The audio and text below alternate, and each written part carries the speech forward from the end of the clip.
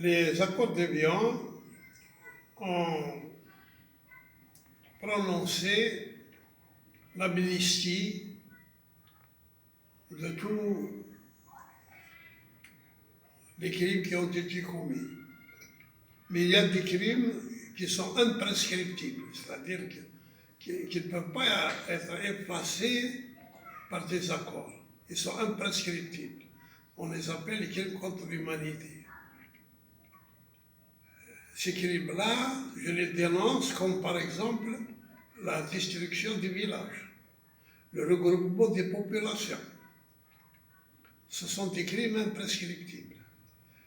Dans cet ouvrage, j'essaie de démontrer que lorsqu'on conduit une guerre avec le ressentiment, avec la haine, on aboutit à un aveuglement. Et cet aveuglement vous conduit à commettre des choses abominables, des choses odieuses, des choses qui sont impensables en temps ordinaire. C'est ce qui a été fait, c'est ce qui a été commis. Voilà. Et ça, il faut les dénoncer. De même, j'essaie aussi de dénoncer ce qu'on appelle la responsabilité collective. Qu'est-ce que c'est que la responsabilité collective?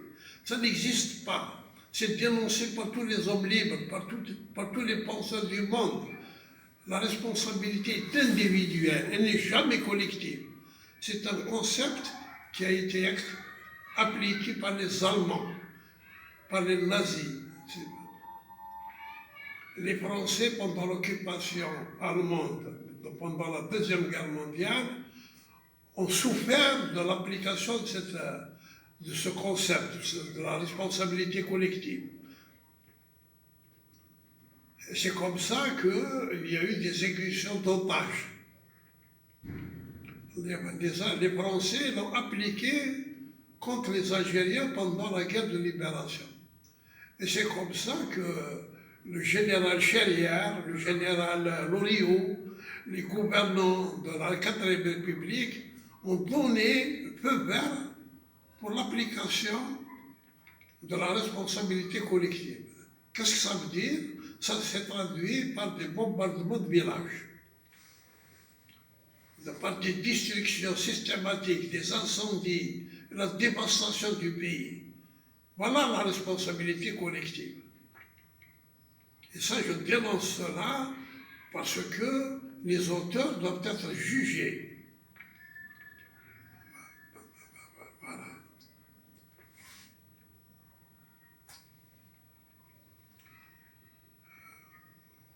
En 1958,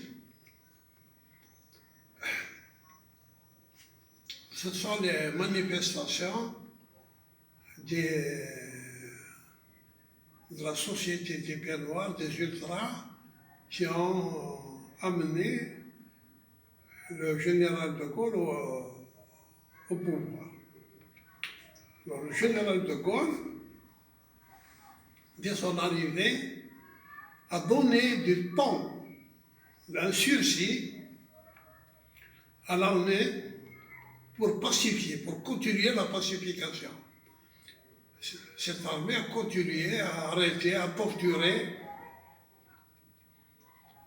à commettre ces crimes. Au bout d'1 an et demi, le général de Gaulle a donc fait une opinion et il a fait son choix. Et en tant que chef du gouvernement français, il a voulu à ce que son choix soit appliqué. Et ça a été l'autodétermination. Dans cet ouvrage, vous allez découvrir le vocabulaire de la guerre. Il y a des mots qui sont apparus, qui n'existaient pas avant. C'est le vocabulaire de la guerre d'Algérie, comme pacification, comme harki, comme commissaire politique, comme l'Assas. L'Assas, c'est l'organisation qui a succédé au bureau arabe. Les bureaux arabes sont une organisation qui a été constituée au lendemain de l'invasion du pays, lorsqu'il y a eu la conquête de l'Algérie. C'est le général Trezel qui a créé les bureaux arabes. En 1955, les bureaux arabes sont remplacés par ce qu'on appelle la SAS. Et la SAS, c'est elle qui a conduit la guerre, notamment dans les zones rurales. Voilà.